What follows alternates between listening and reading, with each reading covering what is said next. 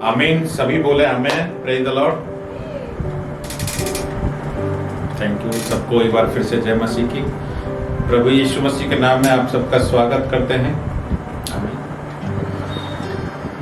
Hallelujah.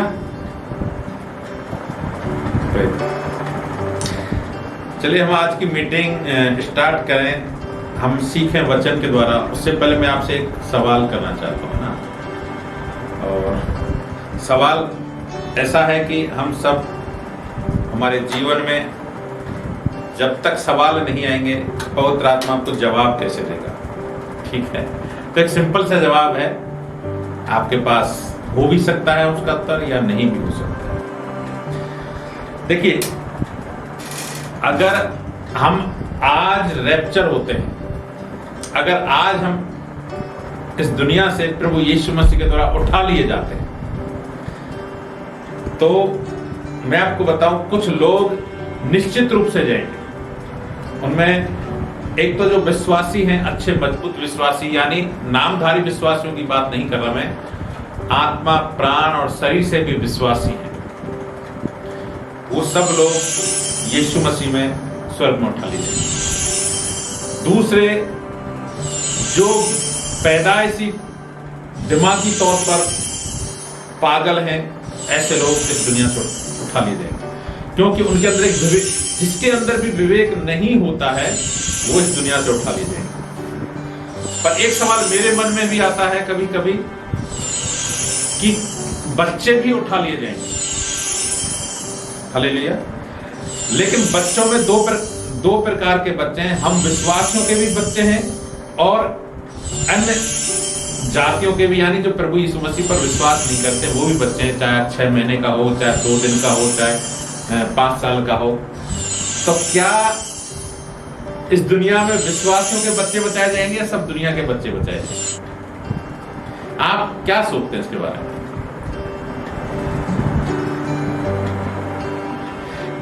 बच्चे तो देखो, सबके बच्चे जैसे 5 साल का है, 2 साल का है, कोई विवेक नहीं रखता। पर क्या विश्वासियों के बच्चों की तरह वो बच्चे भी उठा लिए जाएंगे या नहीं उठाए जाएंगे? कभी आपने इस बारे में सोचा है? किसी के पास कोई जवाब है या पढ़ा है या बाइबल से कुछ मनन किया हो कभी आपने?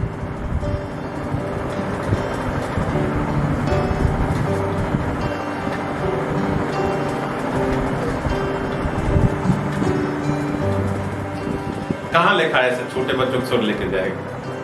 बाइबल में कहां लिखा है ना? देखो, हाँ, अच्छा, और कोई?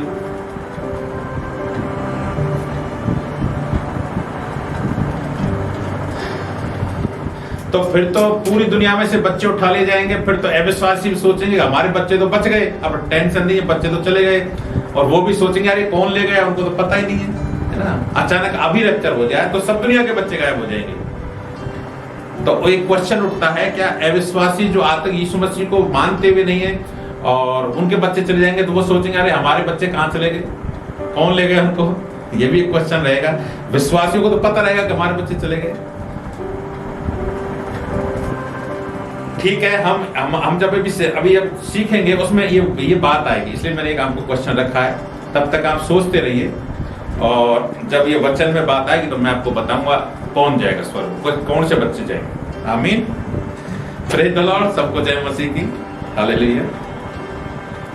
चलिए, हमने पिछली बार पहला कुरिन्थियों और 7वां अध्याय का 2 से 5 तक हमने मनन किया था। ठीक है, और अभी हम उसी अध्याय में जाएंगे, 10 से लेकर 16 तक पढ़िए आप। जिनका विवाह हो गया है उनको मैं नहीं, वरन प्रभु आज्ञा देता है कि पत्नी अपने पति से अलग न हो, और यदि अलग हो भी जाए तो बिन दूसरा विवाह किए रहे, या अपने पति से फिर मेल कर ले, और ना पति अपनी पत्नी को छोड़े। दूसरों से प्रभु नहीं, परंतु मैं ही कहता हूँ, यदि किसी भाई की पत्नी विश्वास न रखती हो और उसके साथ रहने से प्रसन्न हो तो वह उसे ना छोड़े। जिस स्त्री का पति विश्वास न रखता हो और उसके साथ रहने से प्रसन्न हो वह पति को ना छोड़े, क्योंकि ऐसा पति जो विश्वास न रखता हो वह अपनी पत्नी के कारण पवित्र ठहरता है, और ऐसी पत्नी जो विश्वास नहीं रखती पति के कारण पवित्र ठहरती है। नहीं तो तुम्हारे बाल बच्चे अशुद्ध होते, परंतु अब तो पवित्र हैं। परंतु जो पुरुष विश्वास नहीं रखता, यदि वह अलग हो, देखिए, आप लोगों के मन में बहुत सारे प्रश्न हो सकते हैं विवाह के बारे में, अविश्वासी पति अविश्वासी पत्नी के बारे में, क्या करना चाहिए, क्या करें क्या नहीं करें, मुसीबत है, विश्वास में बड़ा जटिल है बात। लेकिन वचन क्या कहता है? वचन से बढ़कर तो दुनिया में कुछ है नहीं। देखो, हमें वचन को फॉलो ही करना है ना, और वचन हमें जो सिखाता है वो आपके सामने परमेश्वर ने हमारे लिए रखा है। पवित्र आत्मा हमारी मदद कर रहा है समझने के लिए भी और ये सब वचनों को दिखाने के लिए भी। आमीन। तो हम एक एक वचन को समझेंगे। वचन में ऐसा लिखा है, जिनका विवाह हो गया है उनको मैं नहीं वरन प्रभु आज्ञा देता है कि पत्नी अपने पति से अलग ना। देखिए, परमेश्वर की आज्ञा है, ठीक है। पौलुस कह रहा मैं आज्ञा नहीं दे रहा, परमेश्वर आज्ञा देता है जब पत्नी अपने पति से अलग ना हो। इसके पीछे मकसद क्या है प्रभु का? क्या सब कुछ होते हुए भी एक पत्नी विश्वासी है लेकिन पति नहीं है, तो उसको अलग क्यों नहीं होना चाहिए? उसकी वजह क्या है? प्रभु क्या चाहता है? 11 में लिखा है, और यदि अलग भी हो जाए तो बिन दूसरा विवाह किया रहे। यानी अगर ऐसी परिस्थिति आ जाए कि एक अविश्वासी पति अपने आप में ऐसे जटिल संबंधों को बना ले, तो वचन में लिखा है कि बिन दूसरा अलग भी हो जाए तो बिन दूसरा विवाह किए रहे, यानी दूसरे शादी नहीं करनी है, या अपने पति से फिर मेल कर ले, और ना पति अपनी पत्नी को छोड़े। यानी इसका मतलब क्या है? ये तलाक के बारे में परमेश्वर नहीं करा। यानी किसी वजह से अगर परमेश्वर में एक अविश्वासी पति के साथ कुछ जटिल संबंधों की वजह से कुछ गड़बड़ी आती है और ऐसे स्तर पर बात पहुंच जाती है, तो कुछ वजह से अगर दूर रहना पड़े तो पति से अलग हो जाए। और परमेश्वर में आगे सब वचनों में आगे हम प्रार्थना और उपवास का जीवन बिताएं, और वापस फिर जब ये ऐसा परमेश्वर फिर से मिलने का मौका देता है तो वापस मिल सकते हैं। तलाक के बारे में नहीं है, ये परमेश्वर एक ऐसे स्थिति को ला रहा है जहां कि अब हम एक दूसरे के साथ रह ही नहीं सकते।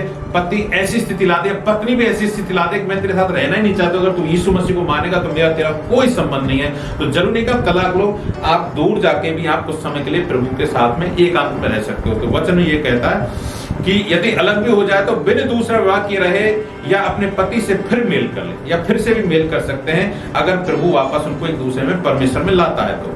और ना पति अपनी पत्नी को छोड़े, पति को भी अपनी पत्नी को नहीं छोड़ना चाहिए। अब इसमें भलाई क्या होगी पति की या पत्नी की?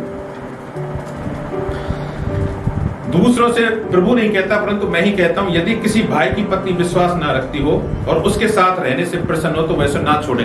देख, बहुत सारे ऐसे जोड़े हैं मसीह लोगों में आज भी हमारे बीच में कि किसी का पति विश्वास में है, किसी की पत्नी विश्वास में है, किसी एक ना एक और पूरी तरह विश्वास नहीं है, लेकिन वो खुशी से अपनी पत्नी को जाने देता है, या पति ठीक है भाई तुम माना, मुझे तो कोई दिक्कत नहीं है, ऐसे ऐसे ये सब हमारे बीच में चल रहा है। तो परमेश्वर उसी बारे में कह रहा है कि अगर साथ रहने से प्रसन्न हो कोई पत्नी, और विश्वास भले ही ना रखे लेकिन प्रसन्न हो कि भाई ठीक है, तो वो उस पति को पत्नी को नहीं छोड़ना चाहिए। जिस स्त्री का पति विश्वास ना रखता हो उसके साथ रहने से प्रसन्न हो, वह भी पति को ना छोड़े। ऐसा नहीं कोई, अरे भाई वचन में बहुत सारे लोग ऐसे भी सिखाते हैं कि अगर अविश्वासी के साथ हमारा क्या मेल। बहुत सारे लोग ऐसा सिखा सकते हैं आपको वचनों में, ये पुराने नियम में दिया गया, अविश्वासी के साथ कोई मेल नहीं है। तो ये वचन ये कहता है कि हमें ऐसा अगर प्रसन्न हो रखने कोई दिक्कत नहीं हो, आप प्रभु को मानते हो मानो भैया, अच्छी बात है। आप मैं आपके विश्वास में आड़े नहीं आ रहा, या पत्नी कहे मैं तुम्हारे आड़े नहीं आ रही, तुम प्रभु को मानो, तुम्हें अच्छा लगता है, तो ये विश्वास में रखो, और धीरे धीरे क्या होगा, यही बात भलाई को उत्पन्न करेगी। तो हमें एक दूसरे को छोड़ना नहीं है। और क्या लिखा है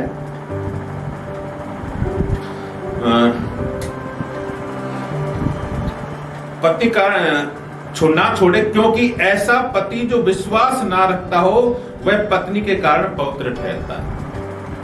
अगर भले ही कोई पति विश्वास में नहीं है, लेकिन अगर पत्नी विश्वास रखती है तो पत्नी की वजह से पति भी पवित्र ठहरता है।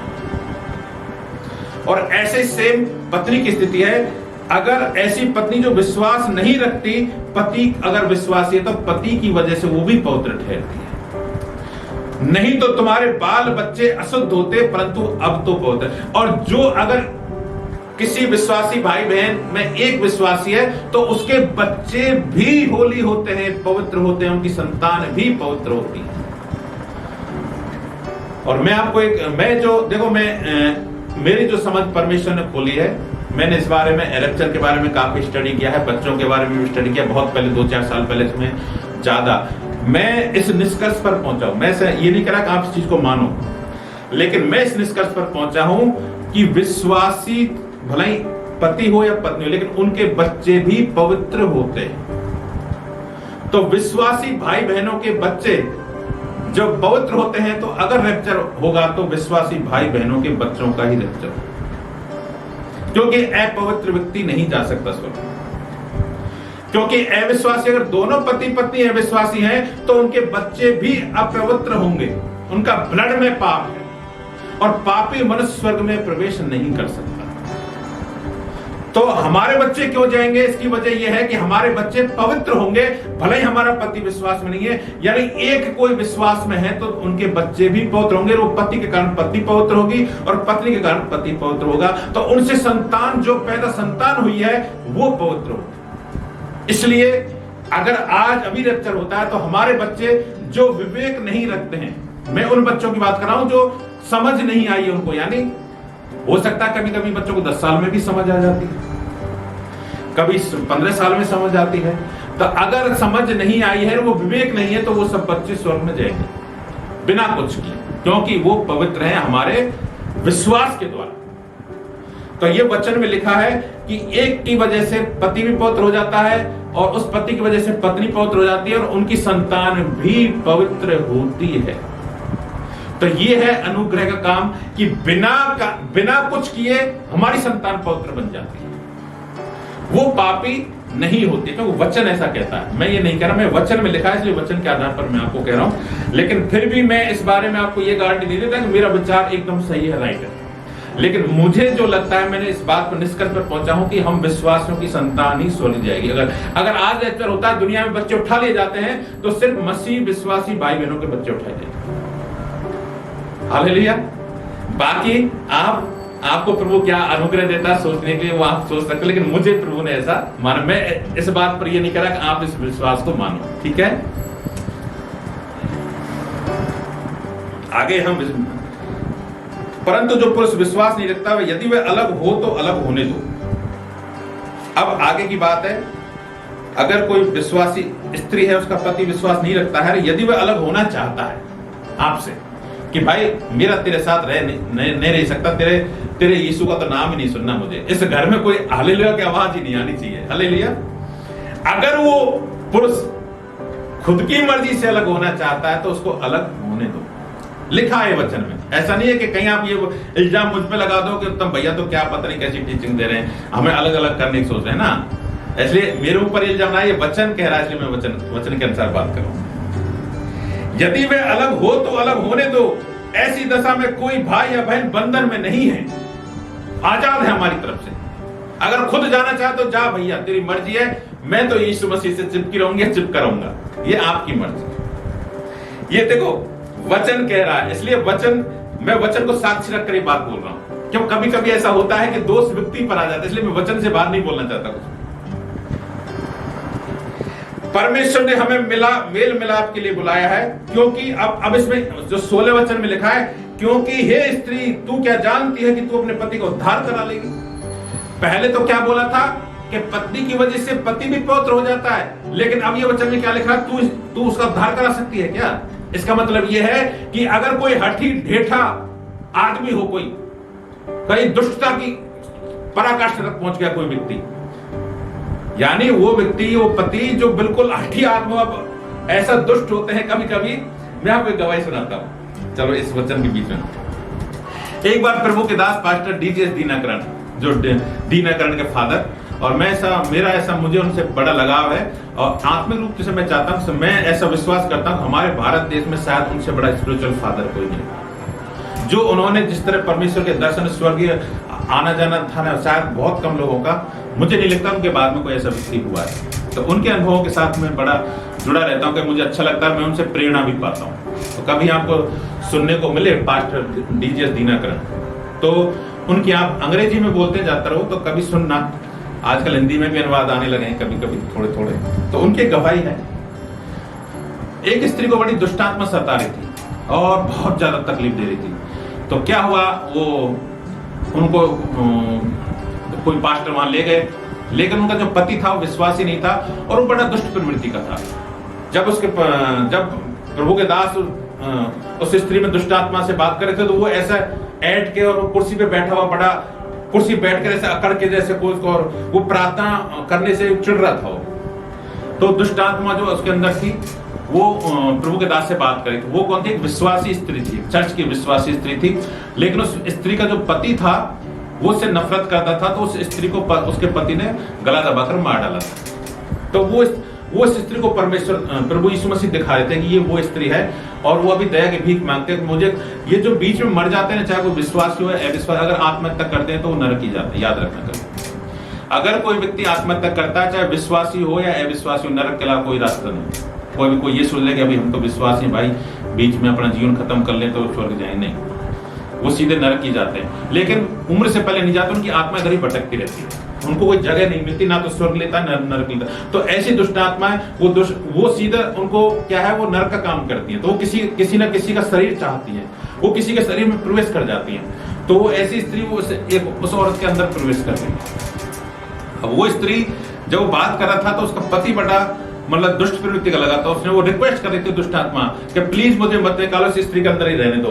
तो उसको दया आ गई, और ठीक है तू इसी में रहे, मैं तुझे इस पति की वजह से तुझे नहीं निकालता, तो इसी घर में रहे। तो कभी कभी क्या है, ऐसे दुष्ट प्रवृत्ति के पति होते हैं, या पत्नी भी हो सकती है, ऐसा नहीं है, कोई भी हो सकता है। तो उस व्यक्ति की वजह से परमेश्वर ये कहना चाह रहा है वचन में, कहीं ऐसा कोई स्त्री सोचे कि नहीं मैं तो अपने पति को उद्धार कराऊंगी, चाहे कैसा भी हो, लेकिन उसका एक सीमा आके लिमिट आती है। अगर उसका पति इतनी दुष्ट प्रवृत्ति का है तो परमेश्वर फिर आपसे ये कहना चाहता है, क्योंकि हे स्त्री, तो क्या तू जानती है कि तू अपने पति को उद्धार करा लेगी? उसको अलग होता है तो होने दे, लेकिन तू अब उसकी दुष्टता की वजह से उद्धार नहीं करा सकता। देखिए, परमेश्वर हमारा हर एक सीमा को जानता है, वो हृदय को जानता है। आप तो नहीं जानते, लेकिन वो जानता है कि ये व्यक्ति वास्तव में अपना मन बदलेगा या नहीं बदलेगा। तो हम कभी कभी प्रार्थना करते हैं, दुआ करते हैं प्रभु, लेकिन परमेश्वर अच्छी तरह जानता है। हमारी वजह से कभी कभी परमेश्वर झुकता भी है, कभी कभी ठीक है मैं करता हूं। मैं आपको एक वाक्य सुनाता हूं। साधु सुंदर सिंह प्रभु का दास था अपने भारत का, और वो एक प्रभु के दास से मिला, और प्रभु ने उसको एक इजाजत दे रखी, अभी भी वो जिंदा है, और जब तक ये दुनिया खत्म नहीं होगी तब तक वो जिंदा ही रहेगा। वो 500-700 वर्ष का हो गया अभी तक, और उसको उस आत्मा में स्वर्ग नरक कहीं भी जाने की आजादी। अभी हम अगर बात करें तो हमारे पास भी हो सकती है उसकी, वो हमको देख रहा हो। तो वो सब जगह, तो एक बार क्या हुआ, एक थानेदार था हरियाणा का, तो उसको उसकी आत्मा से मिला तो नरक में, तो बड़ा विनती करा था, रिक्वेस्ट करा, बड़ा अच्छा लगा उसको कि ये कैसे आ गए, मैं गलती से आ गया, मैं तो प्रभु को मानना चाहता था लेकिन मुझे मौका नहीं मिला, और वो रिक्वेस्ट करता है। तो उसने सोची मैं इसके लिए प्रार्थना करूंगा परमेश्वर। तो प्रभु यीशु मसीह से गिड़गिड़ाने लगा, आत्मा स्वर्ग में जाता, प्रभु यीशु मसीह उसको तू बचा, कि नहीं ये हो नहीं सकता यार, कि नहीं एक बार उसको एक मौका तो दे दे, कि अब ये परमेश्वर तो जानते हैं सब कुछ। उसने सोचा ठीक है, चल उसकी तू आत्मा को लेकर आ, नरक से मेरे पास लेकर आ। तो उसकी आत्मा को नरक से लेकर अधिकार दे दिया, तो लेकर गया। लेकिन जैसे ही इस स्वर्ग में वो दरवाजे पे नहीं घुसे, परमेश्वर को देखकर वापस चीखता, वापस नरक में चला गया, क्योंकि पापी व्यक्ति परमेश्वर की ज्योति को सहन ही नहीं कर सकता। नरक से भी ज्यादा तकलीफ होती है पापी व्यक्ति को परमेश्वर की ज्योति को देखने में, याद रखिए। इसलिए वो वापस लौट ही नहीं सकता।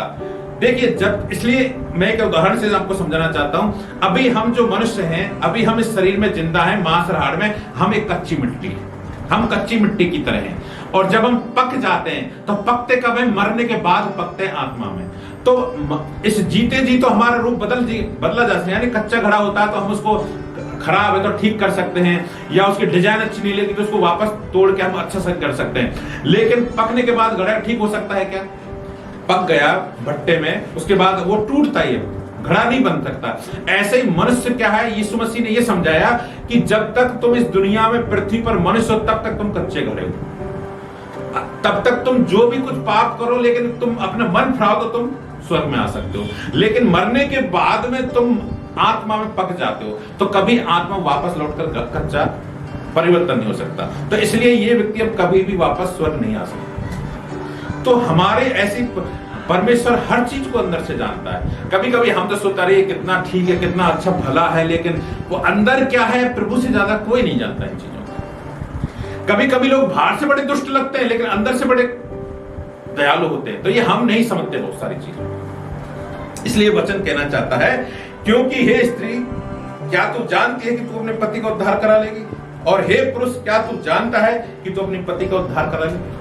यानी परमेश्वर कह रहा तुम नहीं करा सकते, क्योंकि मैं इसे जानता हूं, ये उस दुष्ट प्रवृत्ति का आदमी नहीं तो